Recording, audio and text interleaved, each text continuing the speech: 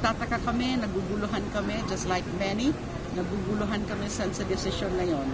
Ngayon lang po kami nakakita ng isang ruling, ng isang desisyon na pinapabalik yung kaso, riniremand doon sa trial court, sa regional trial court, kasi hindi daw malinaw. Pero wala naman nakasabi sa CA decision na mali yung acquittal ko. Na hindi naman nakasabi na ako ay kinoconvict na, hindi ina-acquit.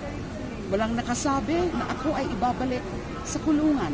At hindi ho talaga pwede yon na ibalik ako sa kulungan at i-convict ako na basta-basta na lang at magkakaroon uli ng paglilitis. Kasi ho, talagang that is very violative of the constitutional prescription against double jeopardy. Napawalang sala na po ako, na-acquit na po ako after due proceedings, after due process. At hindi na ho pwedeng baliktarin yon. So nagtataka po kami dyan sa decision na yan ng Court of Appeals.